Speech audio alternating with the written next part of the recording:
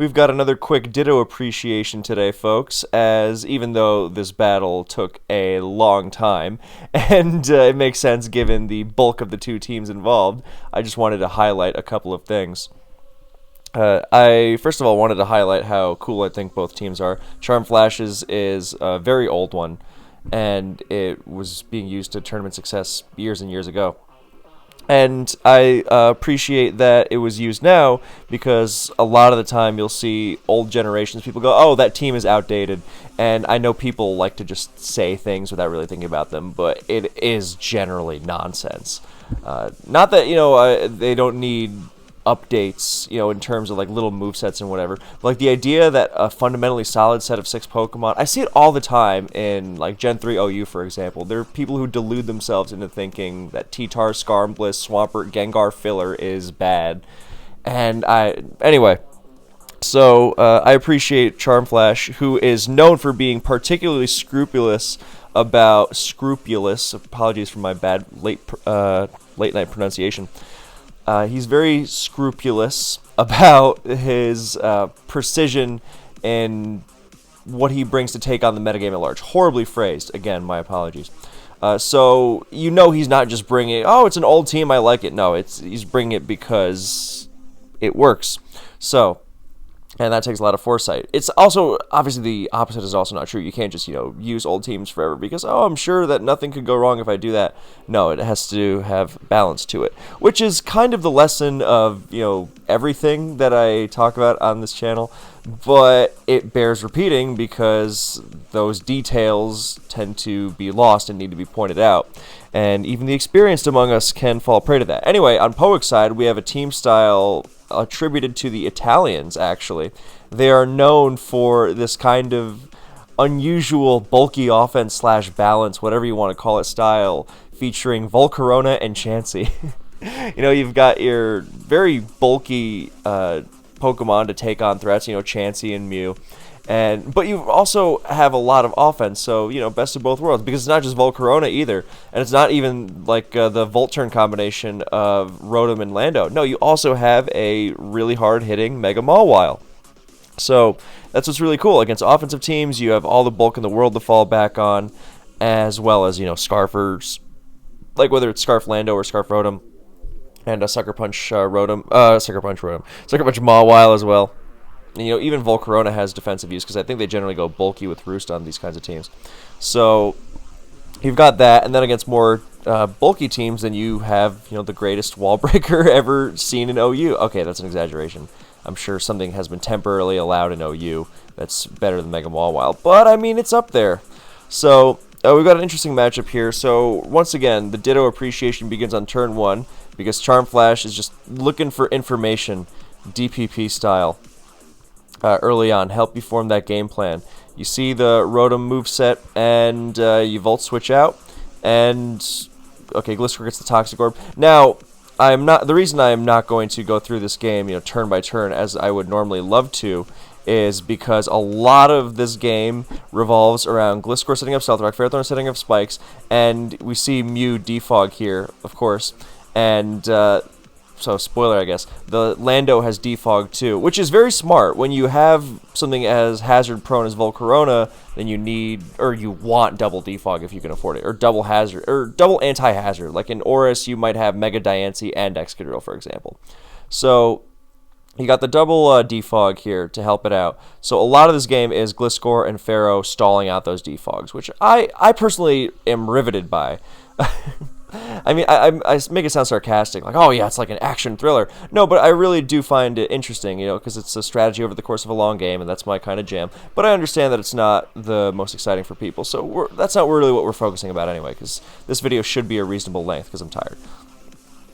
So, again, Ditto scouts the Mew here, and the information on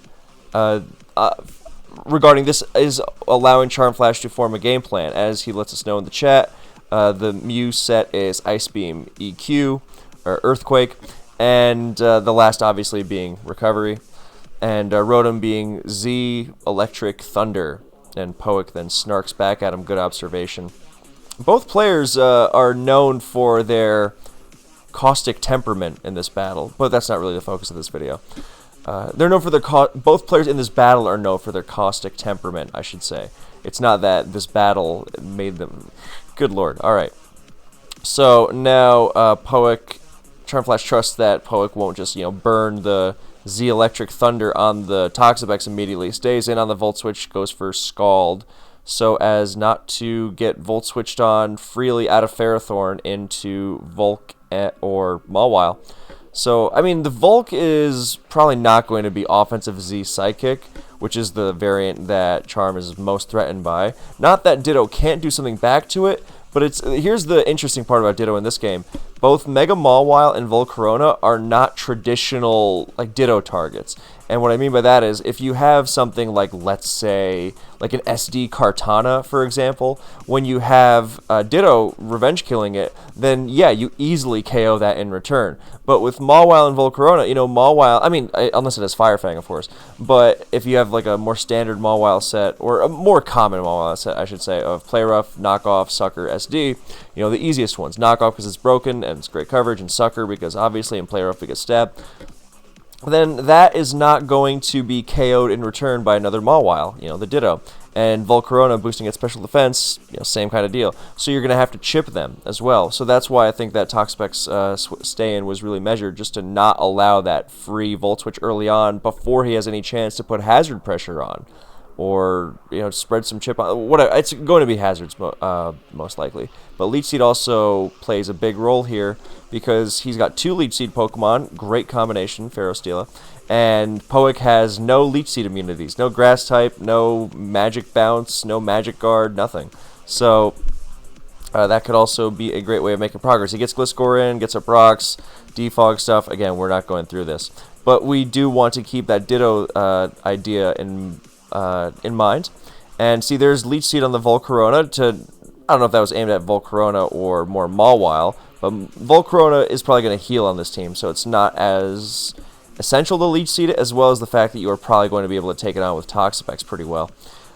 It's more Mawile, which doesn't heal, but that's why Poke's not switching into it. So the Ditto is not just keeping in mind, oh, I have to get some chip on Volcarona and Mawile. Now, don't get me wrong, that Leech Seed chip is going to be nice for potentially revenge killing Volcarona if it decides to just go for it right away.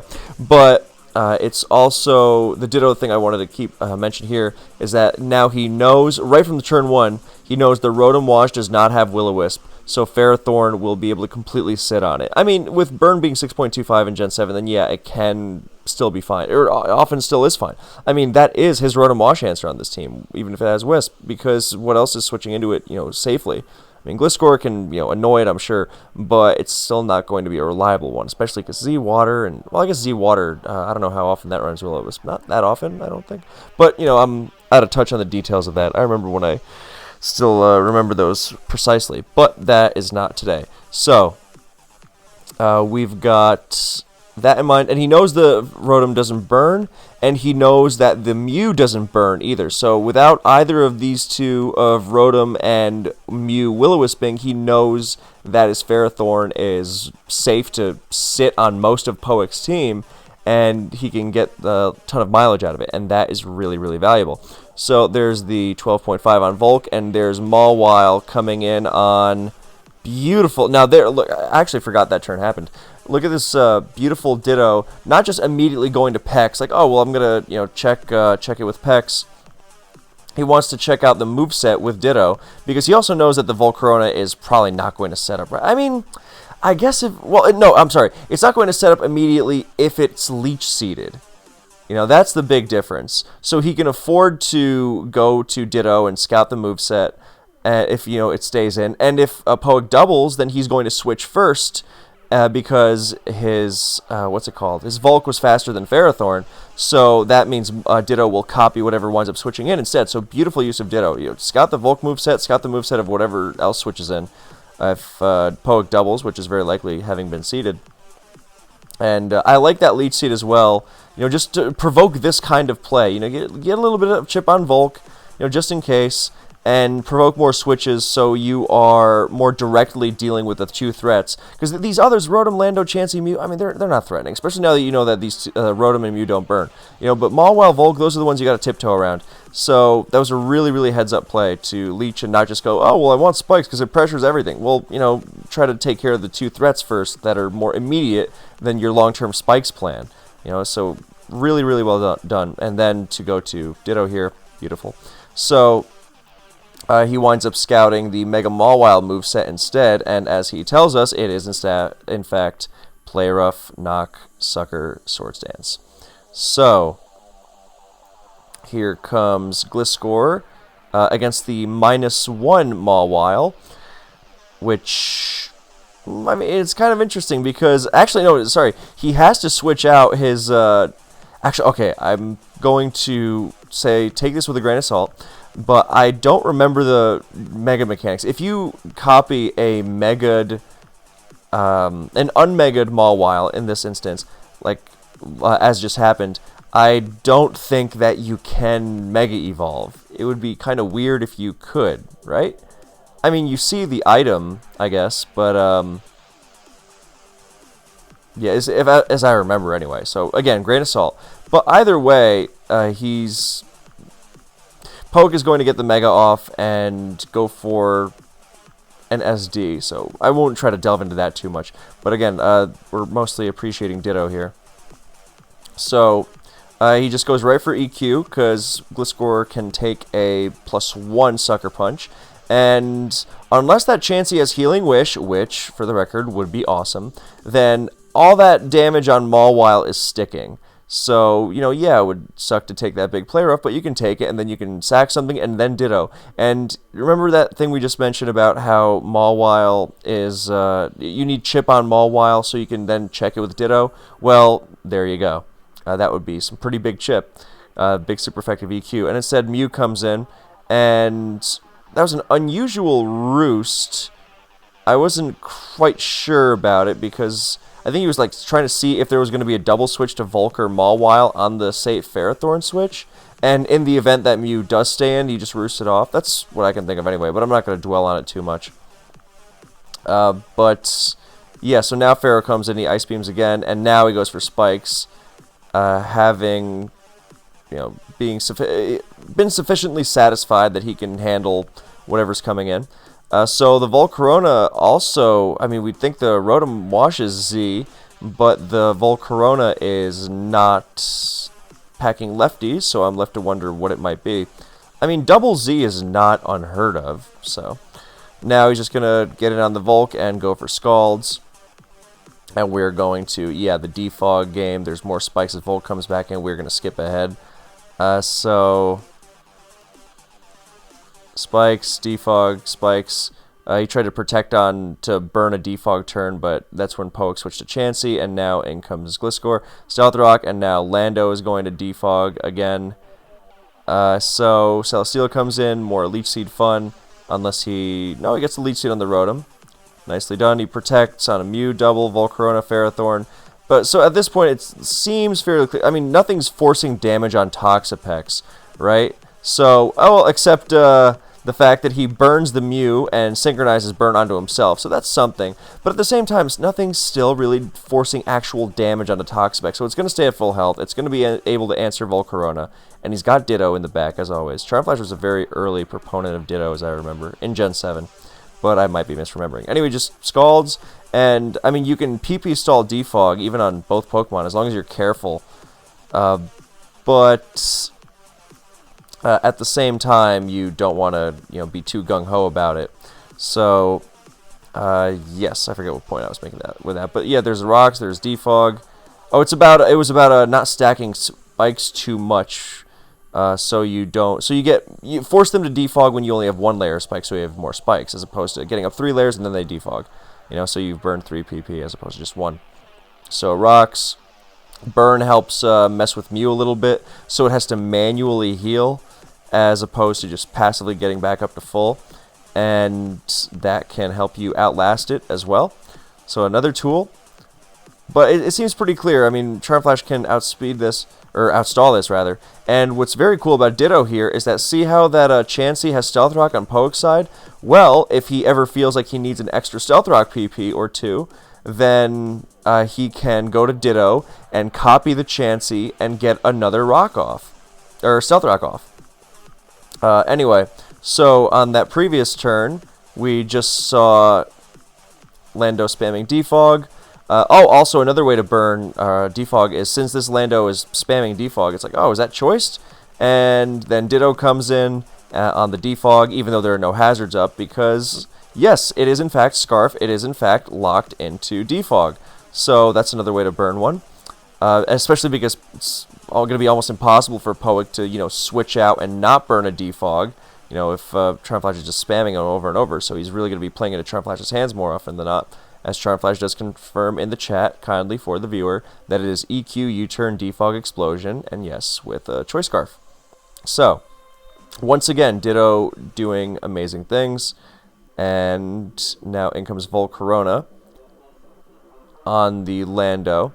So we see now the crux of this game, beautiful double to Gliscor, getting him back up, and he goes for EQ on the Volk, just to chunk it, see what happens. And Poke does not feel comfortable with setting that up. Maybe it's a bulkier Volk, which isn't going to be... Well, I mean, it's not like he's going to set up and now try to break through Toxapex, so... also, the Gliscor might have Toxic in its last slot, which is very common on Stealth Rock and Gliscor sets. Has been since the days of Zygarde. So yeah, now we get into this whole mess again. So we see now that the whole idea of this game, or the... whatever, idea is not the right word, but whatever, I'm tired, is going to be the stalling out of the defogs, right, and eventual hazard pressure, because Poick is not threatening with Volk, Rotom, Lando, Chansey, Mew. So it's going to be just pretty much just stalling that out with hazards. And yeah, it'll be long, but there's not really anything Poke's going to be able to do about it. So there's Spikes and Leech Seed really chipping the Volk and forcing yep, there's the Roost. So pretty much the only thing that Poick can do to break through is going to be Mega Mawile.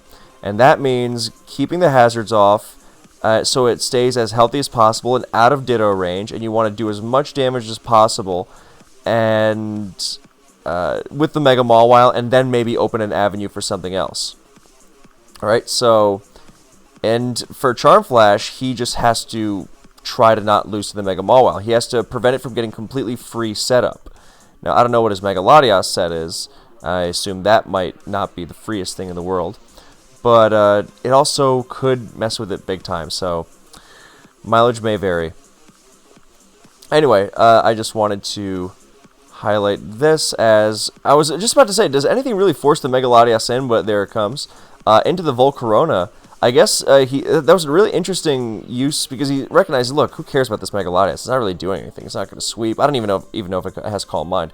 I guess Stored Power could be threatening, but it's not really the focus here. I mean, Mega Latias, whatever. He actually switched a couple turns ago, or on the previous turn, sorry. He switched, not Gliscor.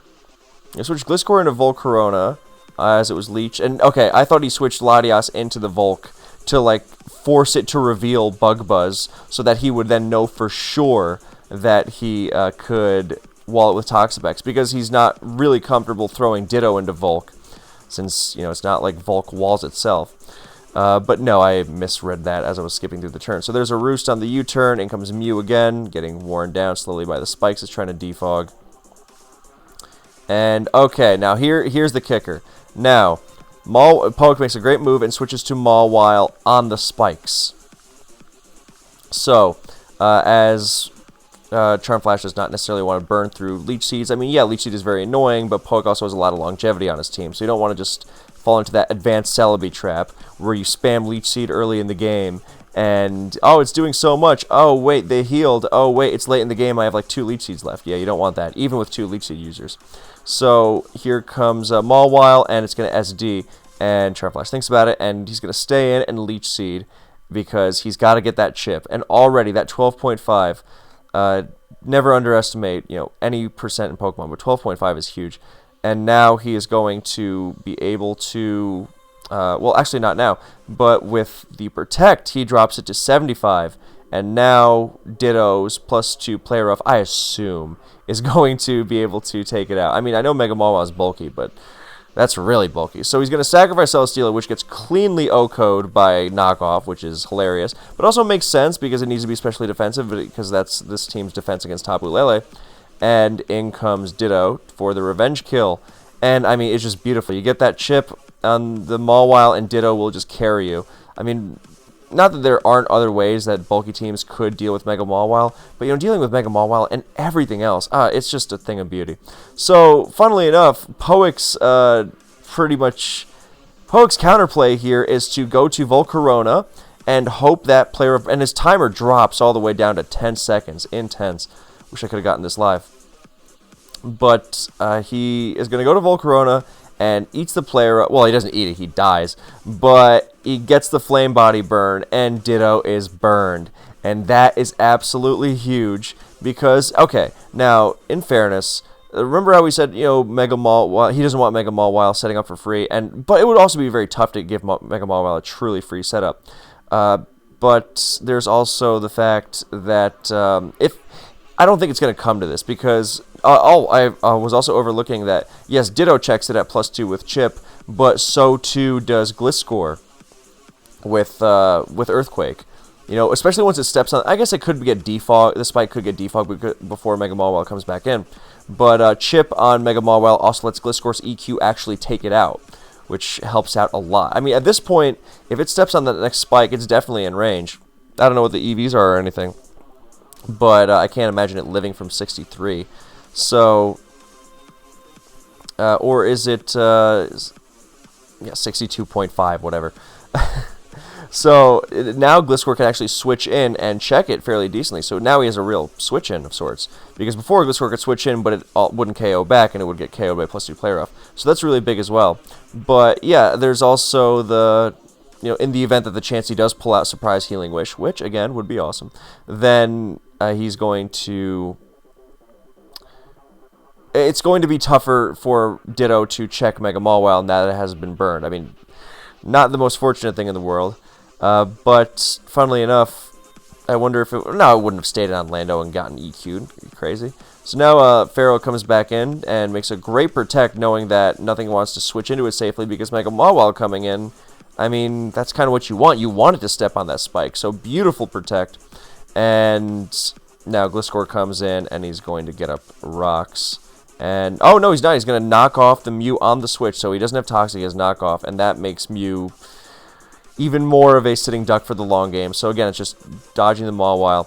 And it shouldn't surprise anyone at this point that, yeah, the Mawile, if you keep those spikes up, then, or even the rocks, then it's going to be very checkable, and you're just dealing with the defog thing. Oh, well, there's a great turn, actually, where Lando defogs and Power Whip misses because he's trying to chunk the Lando with Power Whip as opposed to wasting Leech Seed PP on it. And then comes Mawile because Poke thinks, oh, he's going to spike again. And he nails the Leech Seed on the switch, so even safer at this point. But especially for Gliscor to come in, but now it's just super manageable.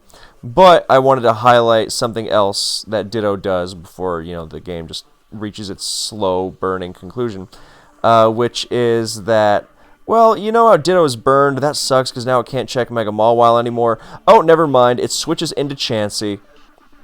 And, oh, what's that doing? It's still burned. Never mind. When it becomes Chansey, it also gets Natural Cure. So Ditto switched into Chansey, got its Natural Cure, and healed off the burn. And that's just the thing of beauty. I love seeing that. So, yeah, that's pretty much it. Because now Charm Flash is going to win the game very, very slowly as long as he doesn't colossally screw up against Mawile. As Ferrothorn gets a big chunk of health back from Leech Seed against Chansey. Very satisfying to see. And yeah, so the rest of this game is very, very self-explanatory, I think. But we will see it through to the conclusion. And I am not going to overanalyze it because I'm honestly not even watching it anymore. Because I saw it live and I enjoyed it passively, but yeah. So, instead, I will tell you about some movies I've seen recently that I really liked. So, let's see. I really enjoyed Yeast by Mary Bronstein. If you haven't seen Frownland by her husband Ronald Bronstein, I really love that movie. And I saw, another Bronstein affair. It's going to be a low budget, cool kind of thing, and I liked it to start off, but then it just really took off in the second half. So I was a big fan. Very very abrasive.